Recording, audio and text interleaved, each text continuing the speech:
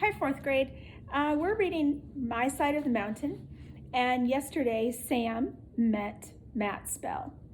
And a lot of you think that could mean trouble, and I agree with you. So we're going to keep reading to find out, is Matt Spell trouble or not? So Sam is having conversations in his head with Frightful. She spoke in my head, however, and said, "You really want to be found, or you would not have told Matt all you did." "I like you better when you don't talk," I said, pulled the deer hide over me, and I fell into a deep sleep. And now we're on page 161, in which I cooperate with the ending. By the middle of March, I could have told you it was spring without looking.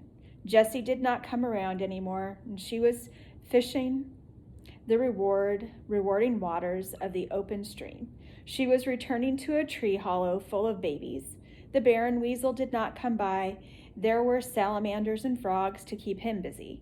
The chickadees sang alone, not in a winter group, and the skunks and the minks and the foxes found food more abundant in the forest than in my treehouse. The circumstances that had brought us all together in the winter were no more. There was food on the land, and the snow was slipping away. Watercress. By April, I was no longer living off my storehouse. There were bulbs, tubers, and greens to be had. Meals were varied once more. There were frogs' legs, eggs, and turtle soup on my table. I took my baths in the spring again, rather than in the turtle shell, with warmed-over snow. I plunged regularly into the ice water of the spring, shouting as my breath was grabbed from my lungs.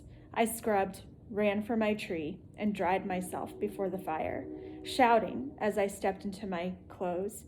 And then I would sing. I made up a lot of nice songs after my bath, one of which I taught to a man who was hiking along the top of the gorge one day. He said his name was Aaron, and he was quiet and tall, and I found him sitting on the edge of the cliff, looking across the valley. He was humming little tunes. He had a sad smile that never went away. I knew I would not have to hide from him, just by looking at him, so I walked up and sat down beside him. I taught him my cold water song. I learned he wrote songs and that he was from New York. He had come to the Catskills for the Passover festivities and had wandered off for the day. He was about to go back when I sat down and said, "I heard you humming." "Yes," he said, "I hum a good deal. Can you hum?" "Yes," I replied, "I can hum. I hum a good deal too, and even sing, especially when I get out of the spring in the morning, and then I really sing aloud." "Let's hear you sing aloud." So I said, feeling very relaxed with the sun shining on my head, "All right, I'll sing you my cold water song." "I like that," Aaron said. "Sing it again." So I did. "Let me suggest a few changes." He changed a few words to fit the tune and the tune to fit the words, and then we both sang it. "Mind if I use the hum, hum, hum, dee part?" he asked presently. "You can use it all," I said. "Tunes are free up here. I got that from the red-eyed Vero." He sat up and said, "What other songs are sung up here?" I whistled him "Hi, Chickadee," song of the black-caped Mr. Brackett, and the waterfall song of the wood thrush. He took out a card lined with 5 lines and wrote in little marks. I stretched back in the sun and hummed the song of the brown thrasher and of barometer, the nuthatch, and then I boomed out the song of the great horned owl and stopped. "That's enough, isn't it?" I asked. "I guess so." He lay back and stretched, looked into the leaves and said, "If I do something with this, I'll come back and play it to you. I'll bring my portable organ." "Fine," I said. Then, after a drowsy pause, he said, "Will you be around these parts this summer?" "I'll be around," I said.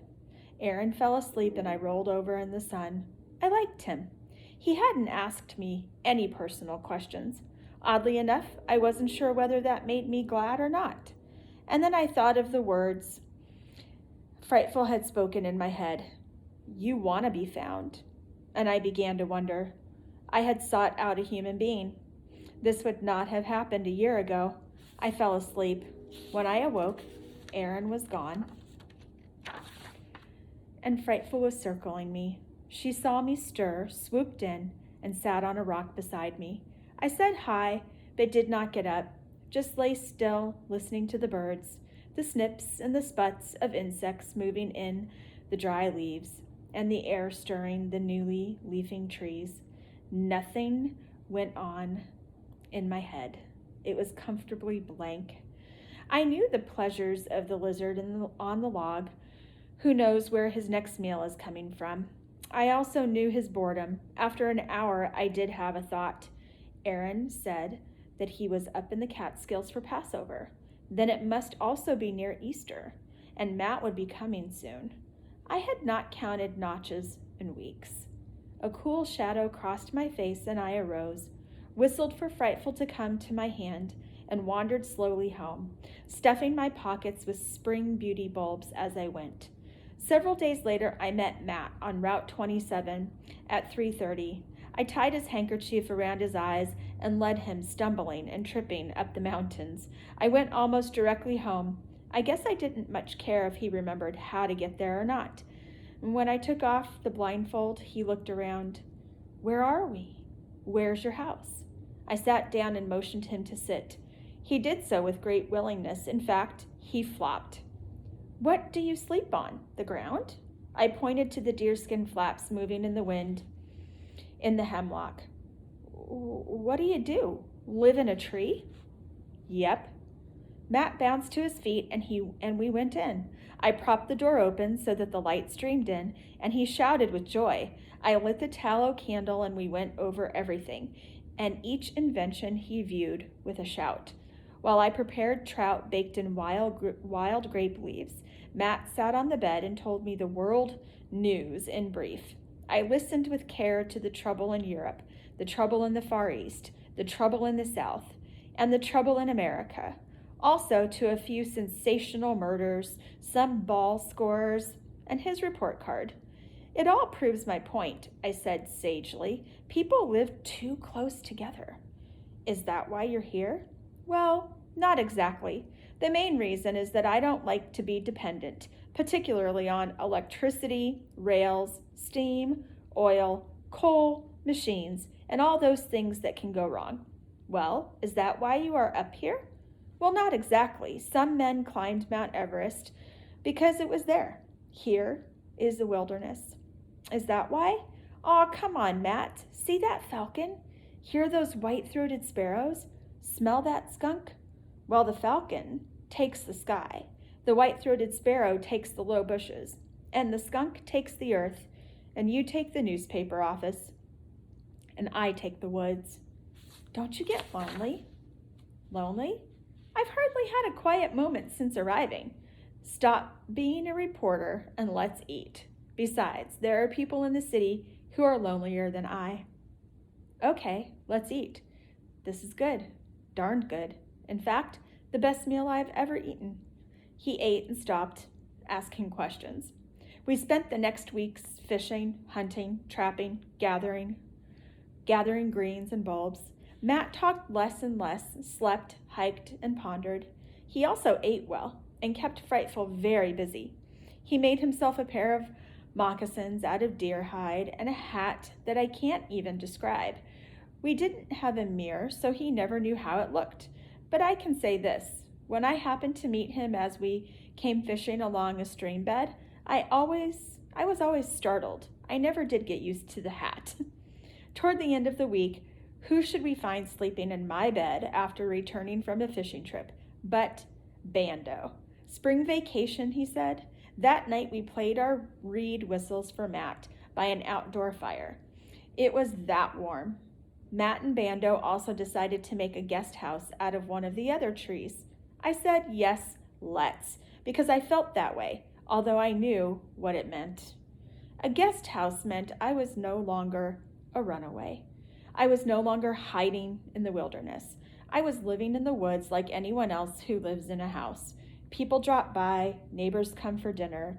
There are 3 meals to get, the shopping to do, the cleaning to accomplish. I felt exactly as I felt when I was home. The only difference was that I was a little harder to visit out here, but not too hard. There sat Matt and Bando. We all burned and dug out another hemlock, and I worked with them, wondering what was happening to me. Why didn't I cry? Why didn't I cry? No. What made me happily build a city in the forest? Because that is what we were doing. When the tree was done, Bando had discovered that the sap was running in willow trees and the limbs were just right for slide whistles. He spent the evening making us trombones. We played them together. That word, together, maybe that was the answer to the city. Matt said rather uncomfortably just before bedtime, "There may be some photographers in these hills." "Matt!" I hardly protested. "What did you write?" It was Bando who pulled out the article. He read it, a few follow-ups and comments from many other papers, and then he leaned back against his leaning tree, as it had come to be, and puffed silently on his pipe. "Let's face it, Thoreau, you can't live in America today and be quietly different. If you are going to be different, you are going to stand out, and people are going to hear about you. And in your case, if they hear about you, they will remove you to the city or move you, and you won't be different anymore." A pause. "Did the owls nest, Thoreau?" I told him about the owls and how the young played around the hemlock, and then we went to bed, a little sad, all of us. Time was running out. So we're going to stop there at the end of page 168, and I'd love for you to go to Google Classroom. There will be questions for you. I can't wait to hear what you think about what we just read, and I'll see you tomorrow. Bye.